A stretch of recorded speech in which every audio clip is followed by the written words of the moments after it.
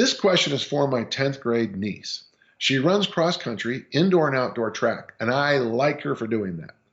Boy, I tell you folks, cross country, and all my time in coaching, the kids who did cross country and wrestled, now those are the kids you could always count on to do good things. So while not competitive at distance running events, she is the team's top race walker. Well, good. It's more popular on the eastern coast.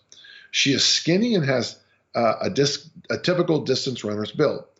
I think she has a chance to go to the States. However, it seems like she does no specialized training. She trains with the team's distance runners. On rare occasions, they do body weight exercises. She doesn't seem to be taught a whole lot of technique or get much of a chance to practice walking. In New York, the event is 1,500 meters. That's good. Let's stop right there. First off, we know now in elite performance, runners, race walkers, you need to have strength. So if you can, let's just maybe start with two basic things. A deadlift variation. Now, you could also talk me into a squat too, and I'd be okay with that. But from the work of Barry Ross, I've been more and more convinced that the deadlift is more appropriate for runners than the squat, and that comes right out of Percy Cerruti from the 1960s too. So basically a deadlift, and the other one I'd recommend is the pull-up.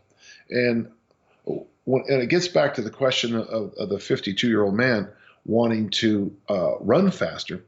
A friend of mine years ago, and I don't know if it was ever finished, but had an interesting insight. He noticed that in high school with American football, that the boys who did the most pull-ups ran the fastest 40-yard dashes. And he did something, the thought process is brilliant. He did something I've never heard of. He flipped the idea and he said, what if we did more pull-ups to increase sprint speed? And when you first hear it, you're like, well, except it worked. Now, I don't know how scientific this is, but this is 2019, and most people don't believe in science anymore anyway, so who cares? But the idea of doing pull-ups to increase your speed. Now, there's real value in her learning how to do pull-ups. Women I know who do pull-ups, they really get great benefits out of it in physique work, but also too just that general strength, this life strength that goes on. So I would suggest just basically if you can get her to do some deadlifts and some pull-ups, I think you got some real winners there. I'm going to go on the rest of the question. It's a strange event, not so much, and maybe not the most athletic. It's hard for me to envision workouts, routines, etc., although it seems like hip mobility is important. Yeah, I would say not just hip mobility, but hip strength.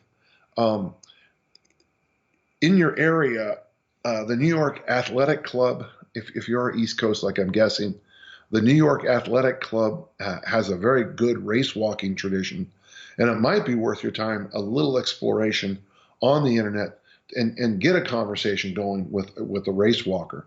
The book Ageless Athletes by Richard Winnett, Winnett, has a whole section on race walker who periodizes training and he takes care of all the business of all the other stuff.